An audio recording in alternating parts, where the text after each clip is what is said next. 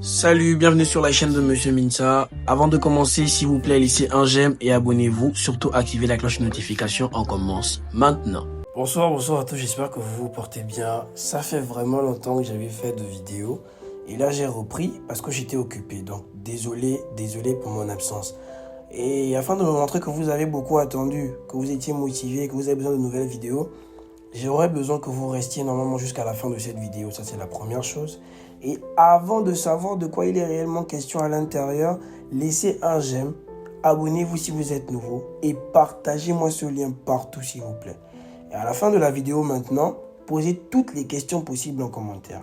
Donc, on n'oublie jamais, si vous êtes à Libreville, vous avez la possibilité de rejoindre le prépa maintenant. Nous avons deux structures, une à IAI, une au charbonnage. Donc, on vous attend maintenant. Le numéro pour rejoindre le prépa, il est juste ici. Vous avez le 066 49 25 95. 20 000 francs l'inscription, 20 000 francs le mois. Vous avez toutes les informations. Donc, quand vous venez écrire, dites simplement « Je veux rejoindre le prépa, j'ai déjà les sous ». On y va. On va parler d'une chose assez importante aujourd'hui. La présentation globale d'un sujet de dissertation en philosophie. Présentation globale. Donc, regardez bien. Ici, j'ai pris un sujet quand même assez complexe où on demande de mêler science et vérité. On sait que normalement, ce sont deux notions qui s'opposent. La science ici est établie sur des preuves concrètes. La vérité peut être établie sur les dires de quelqu'un.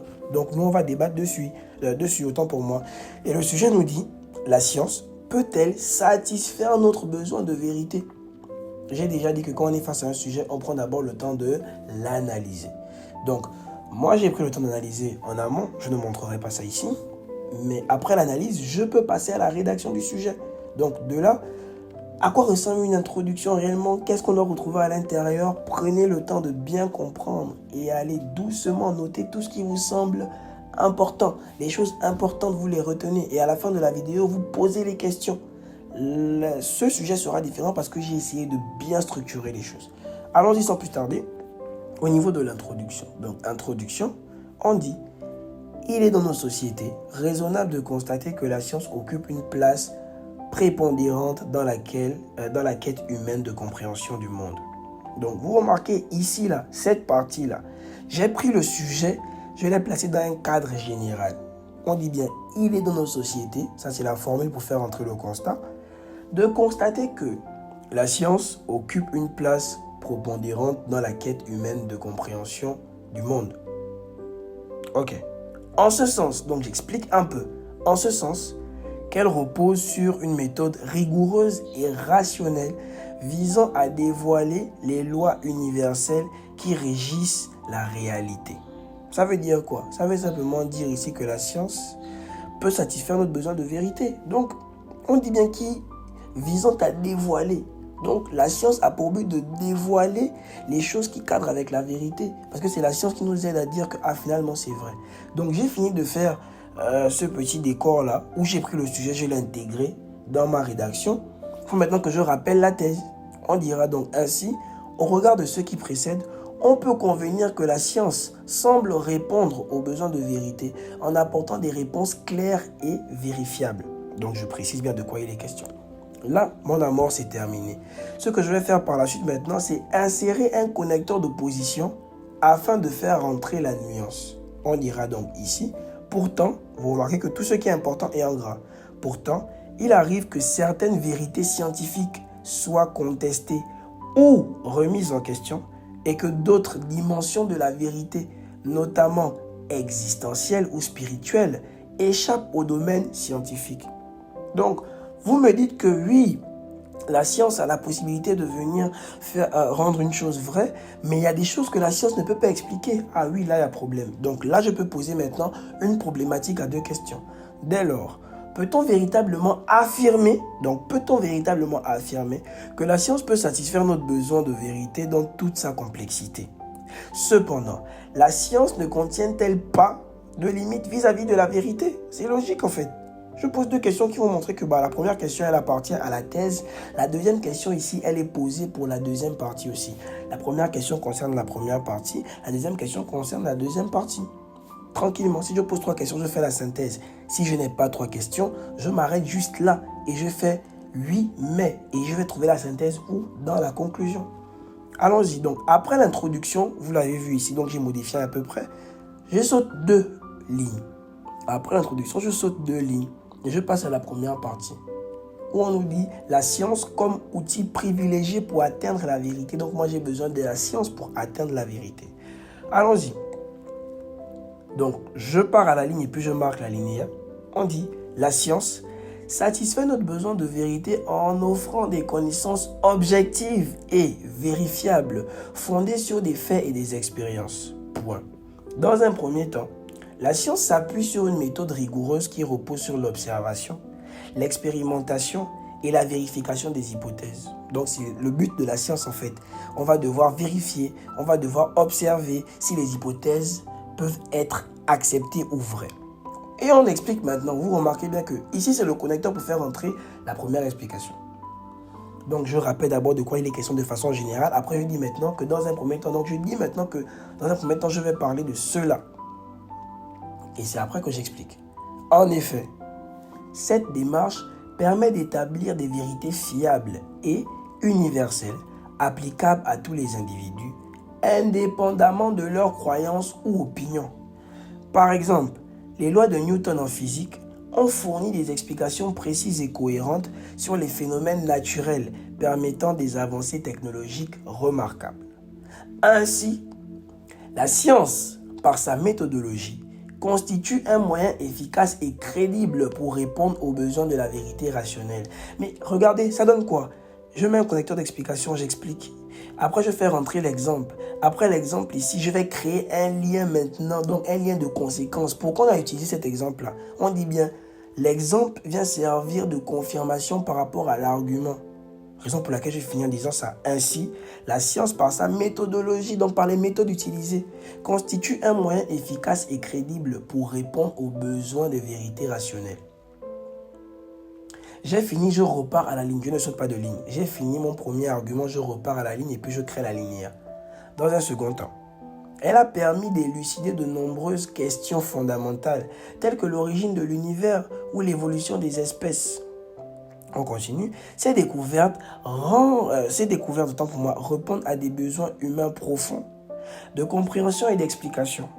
Comme exemple, nous avons la médecine moderne, fondée sur des principes scientifiques. On sait qu'elle a contribué à démystifier des maladies autrefois considérées comme surnaturelles, offrant des réponses basées sur des faits. Cela montre que la science peut non seulement satisfaire notre besoin de vérité, mais aussi transformer notre rapport au monde en nous éclairant sur des questions essentielles. Donc, dans la première partie, je vais devoir donner 2 arguments qui vont aller dans le même sens. 2 arguments qui vont dans le même sens. Et 2 arguments qui peuvent soutenir que la science apparaît ou apparaîtrait comme un outil privilégié pour atteindre la vérité. Dès que j'ai fini, je vais sauter une ligne et après je vais insérer maintenant ma transition. De ce qui précède, il semble que la science se définit comme un outil privilégié pour atteindre la vérité. Toutefois, cette façon de voir les choses, autant pour moi, bon, il y a une faute, vous enlevez le S. Cette façon de voir les choses n'est-elle pas illusoire? La science ne contient-elle pas de limites vis-à-vis de la vérité? Donc je me repose la question, je dis, mais finalement, si on me dit que la science permet d'atteindre la vérité, c'est bien vrai, mais est-ce que c'est pas trop cru de dire cela? Est-ce que c'est pas une illusion de dire que la science permet d'atteindre... Pourquoi je dois comprendre ça dans une seule facette? Donc je me remets en question. Et je passe à la deuxième partie en sautant une ligne. Je quitte de la première partie à la transition, je saute une ligne. Je quitte de la transition à la deuxième partie, je saute une ligne. Ensuite, deuxième partie, les limites de la science dans la satisfaction de notre besoin de vérité. Cependant, donc normalement ici il y a toujours la linéa, même si la science est un outil puissant, elle ne peut répondre à toutes les dimensions de notre besoin de vérité. On continue maintenant en disant, elle est limitée par sa méthode et ne peut pas explorer certains aspects de la réalité humaine. Effectivement, la science repose sur des expériences et des faits concrets, mais elle ne peut pas répondre aux questions immatérielles ou spirituelles. Par exemple, elle peut expliquer comment la vie a commencé, mais elle ne peut pas dire pourquoi la vie existe. Ainsi, La science ne peut pas satisfaire tous les besoins de vérité, surtout ceux qui touchent à des interrogations profondes ou existentielles. J'ai fini, je mets un connecteur d'addition. Aussi, donc je repars à la ligne. Aussi, il existe des vérités qui ne dépendent pas de la science, car, donc j'explique, car elles varient selon les individus ou les sociétés. Et on dit, la perception du bonheur, du beau ou du juste est propre à chacun et ne peut être mesurée par des lois scientifiques. Attention, la perception du bonheur, notion philosophique, le beau ou du juste, ça c'est l'art. Est-ce que vous voyez un peu? Voilà. Par ailleurs, des domaines comme l'art ou, donc ce que je disais, des domaines comme l'art ou la philosophie apportent des réponses émotionnelles et intuitives que la science ne peut pas offrir. Ben c'est simple. On me dit ici que la vérité se trouve que dans la science, par exemple. C'est que pour atteindre la vérité, je dois utiliser la science. Mais non. Mais à travers la philosophie, à travers la recherche, la quête de connaissances, de façon personnelle. Pas forcément à travers la science, mais de façon personnelle. En ayant une pensée philosophique, je peux dire que, mais je peux écarter la science, ça c'est mon propre raisonnement à moi. Ensuite, l'art, donc, une preuve concrète pour dire que cette réalisation-là, elle n'émane pas forcément de la science, mais elle a pu me mener à la vérité. C'est la raison pour laquelle ils nous disent ici, par conséquent, même si la science apporte des éclairages sur certains aspects de la vérité, elle reste incapable de répondre à l'ensemble des besoins humains, en particulier ceux qui touchent la subjectivité. On sait que la science, c'est objectif. Tout ce qui est subjectif, là, ça ne cadre pas avec la science. Parce que c'est superficiel. Ça ne cadre pas avec la science, selon les scientifiques. Donc, bien sûr que là, j'ai eu à remettre en cause tout ce qui a été dit. Et là, je vais me rendre compte que je vais arriver à la conclusion et je vais sauter 2 lignes. Oui, je saute 2 lignes. Et je termine maintenant avec ma conclusion qui me sert de bilan et la prise de position qu'on va appeler ici la synthèse, en disant, en fin de compte, l'analyse de notre question de départ. Donc, je rappelle d'abord que j'ai eu à faire un travail par rapport à une question. L'analyse de notre question de départ nous a permis de réaliser dans un premier temps que la science satisfait notre besoin de vérité en offrant des connaissances objectives et universelles grâce à sa méthode rigoureuse. Avant de comprendre dans un second temps que malgré son efficacité, la science demeure limitée face aux vérités subjectives ou existentielles qui échappent à son domaine. Finalement, nous partageons la deuxième position qui stipule que, bien que la science soit un outil précieux, elle ne peut à elle seule combler toutes les dimensions du besoin de vérité. Car, donc, même dans la prise de position, je dois expliquer pourquoi je dis ça. C'est en cela qu'on appelle ça maintenant la synthèse. Dans la prise de position, je dois expliquer pourquoi je dis ça. Car le besoin de vérité va au-delà des faits qu'on peut mesurer et inclut des questions personnelles et profondes auxquelles seule une approche plus large qui inclut philosophie et l'art peut répondre complètement. Donc, laissez un j'aime, abonnez-vous, posez-moi toutes les questions en commentaire. Si vous avez compris, écrivez juste en commentaire « Merci monsieur ». C'est ce que je demande juste. N'oubliez pas de partager la vidéo. Je vous remercie. C'était monsieur Minsa. Si vous êtes à Libreville, je vous attends au prépa. Si vous êtes en province, abonnez-vous pour ne rien rater. Allez, bien des choses à vous. On se dit à la prochaine vidéo.